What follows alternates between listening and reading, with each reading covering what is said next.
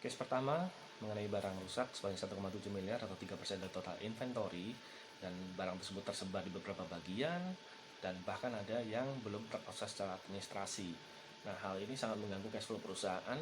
Nah, dan dalam kaitannya dengan store leader mandiri, artinya kita harus melakukan yang pertama, kita harus punya jiwa entrepreneurship, yaitu kita harus peduli terhadap barang rusak tersebut mau diapakan segera supaya bisa lekas clear. Apakah kita ingin berkoordinasi dengan buyer supaya mendapatkan diskon tambahan, kemudian apakah kita akan mengadakan event supaya barang tersebut lekas terjual, dan segala macamnya.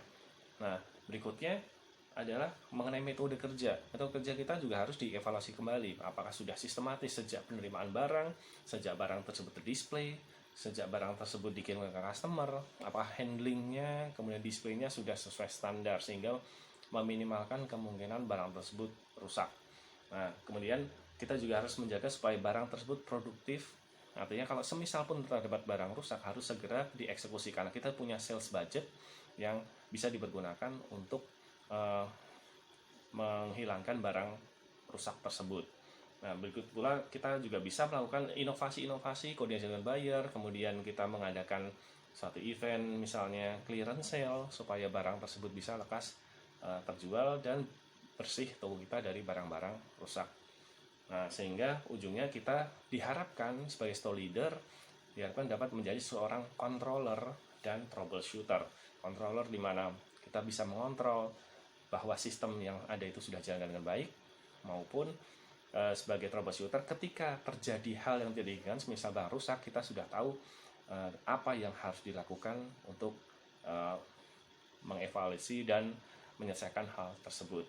Nah, kemudian terkait dengan 10 kesalahan store manager, yang pertama adalah kita tidak boleh membiarkan kebiasaan buruk terus terjadi. Apabila memang barang rusak itu terjadi karena handling yang salah atau sistem administrasi yang salah, maka seharusnya dapat segera dievaluasi untuk dilakukan perbaikan.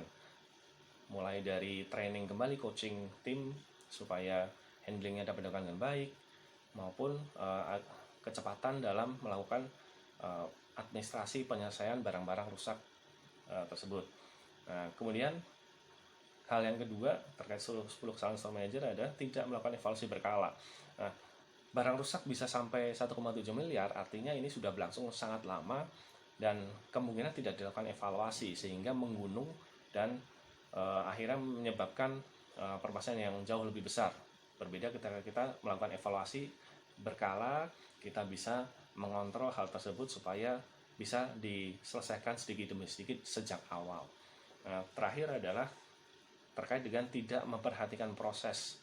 Artinya bisa jadi sistemnya sudah benar, namun tim yang belum paham mengenai proses administrasi, proses handling, yang akhirnya kita perlu lakukan refreshment kembali mengenai SOP yang ada dan cara handling yang benar, maupun ketika mendapatkan barang rusak tersebut apa yang harus dilakukan. Tim harusnya dari level manager hingga level supervisor dan SE tahu apa yang harus dilakukan sehingga barang dan permasalahan itu tidak berlarut-larut.